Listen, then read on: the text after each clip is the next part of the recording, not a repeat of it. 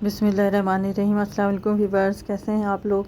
आज मैं आपके साथ जो रेसिपी शेयर कर रही हूँ, ये मेरी एक व्यूवर्स की फरमाइश पे कर रही हूँ जी। रुबीना आमिर ने मुझसे फरमाइश की है, तो मैंने ये नान की रेसिपी उनको शेयर करूँगी और आप सब भी इसको देखें। तो इसके लिए जो चीज़ें चाहिए वो नोट कर लें। 1 किलो के करीब मेरे पास मैदा है और अब मैं इसमें 1 चम्मच के करीब नमक डाल रही हूँ।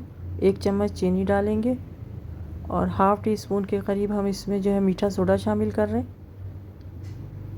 1 पैकेट मैंने ईस्ट का लिया है। रूम टेम्परेचर पे आपने दही लेना है और ये 8 चम्मच के करीब है। अगर इसमें पानी हो तो ज़्यादा बेहतर है। और 6 चम्मच के करीब मेरे पास जो है ऑयल है।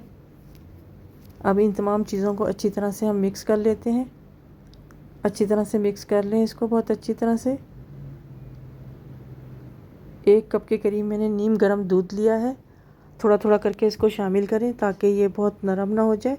जितनी ज़रूरत है उतना कर लें। अगर दूध कम पड़ जाए तो आप इसमें नीम गर्म पानी भी शामिल कर लेते हैं। तो मैं इसको गूंद रही हूँ और अब मैं पानी भी इस्तेमाल कर रही हूँ। तो इसे थोड़ा थोड़ा करके हम मिक्स करते जाएंगे और हम इसकी अच्छी सी सॉफ्ट सी डो बना लेंगे। तो ये मेरी जो है आटा गूंद के तैयार हो रहा है और ये अच्छी सी डो बन रही है। तो अब मैं इसको नीट करती हूँ थोड़ा सा। तो ये कुछ नीट हो गई है। अब मैं इसके ऊपर थोड़ा सा ऑयल लगा दूंगी ताकि ये खुश्क ना हो और इसको प्लास्टिक शीट से हम जो है इसको कवर कर देंगे। इस तरह करके आप चाहें तो इसे प्लेट से भी ढक सकते हैं और इसको किसी गर्म जगह पे रख सकते हैं। तकरीबन 2 घंटे के लिए हम इसको अब छोड़ देंगे और ये इतनी देर में राइज़ होगी। तो 2 घंटे के बाद मिलते हैं। ये तकरीबन 2 घंटे के बाद जो है डो राइज़ हो चुकी हुई है। ये देखें कितनी फूल गई है। तो अब मैं इस पर पंच करूँगी ताकि इसकी हवा निकल जाए और इसको हम अच्छी तरह से कर लेते हैं और इसके पेड़े बना लेते हैं।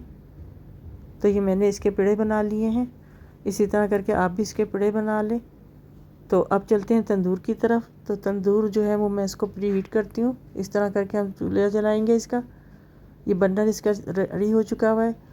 तो मैं पेड़े को जो है नान की शेप दूंगी और इसको हम इस तरह से चम्मच से इस पर कर लेंगे, निशान डाल लेंगे ताकि ये चिपके और ना और फूले ना बहुत ज़्यादा। और इस गद्दी की मदद से मैं जो है इसमें रोटी लगाऊंगी।